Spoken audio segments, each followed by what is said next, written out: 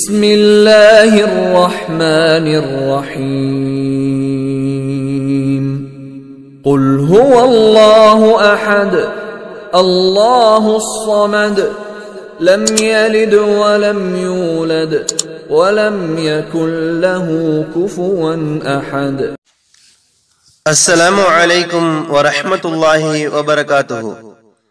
அன்பார்ந்த சகோதர சகோதரிகளே, தினமும் ஒரு ஹதீஸில் இன்று நாம் பார்க்கவிருக்கும் செய்தி, நாம் வாழுகிற இந்த உலக வாழ்க்கையிலே நாம் பல்வேறு விதமான சோதனைகளை சந்தித்து வாழ்ந்து கொண்டிருக்கிறோம். இந்த சோதனைகளை சரியான வழிகாட்டுதல் இல்லாததின் காரணத்தினால் சோதனைகள் வரும் பொழுதும் துன்பங்கள் வரும் பொழுதும் மனிதன் விபரீதமான முடிவுகளை தேர்வு செய்கிறான்.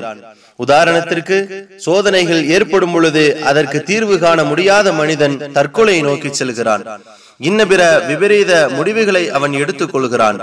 இதையெல்லாம் இந்த சமுதாயத்திலிருந்து துடை தெரிய வேண்டுமா? அனைத்தையும் சரியான முறையிலே அணுக வேண்டுமா? இதோ இஸ்லாம் சொல்லக்கூடிய அழகிய வழிமுறையை சற்று செவிதாழ்த்தி கேட்டு பாருங்கள்.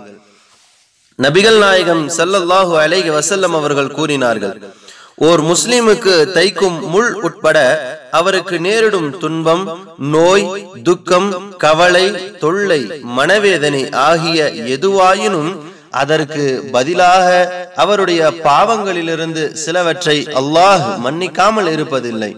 அறிவிப்பாளர் அபூ ஹுரைரா ரலியல்லாஹு அன்ஹு, நூல் புகாரி. அன்பானவர்களே, நாம் சோதனைகளை சந்திக்கும் பொழுது அதில் துவண்டு போய் விடாமல், இது இறைவன் நமக்காக வழங்கி இருக்கிறான், இதிலே இறைவன் நம்முடைய பாவங்களை மன்னிக்கவிருக்கிறான் என்று இறை நம்பிக்கையோடு அந்த சோதனையை கையாள்வோம்.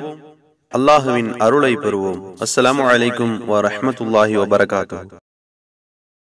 அன்புக்கினியவர்களே, மேலும் இது போன்ற எங்களின் பதிவுகளை கேட்க எங்களது இறைவன் ஒருவனே யூடியூப் சேனலை பார்க்கவும். உடனுக்குடன் பதிவு பெற இந்த சேனலை சப்ஸ்கிரைப் செய்யுங்கள். அத்துடன் நிறுத்திக்கொள்ளாமல் மற்றவருக்கும் ஷேர் செய்யுங்கள். மார்க்கத்தை கற்போம், கற்றுக் கொடுப்போம், பரப்புவோம், மறுமையில் வெற்றி பெறுவோம் இன்ஷா அல்லாஹ்.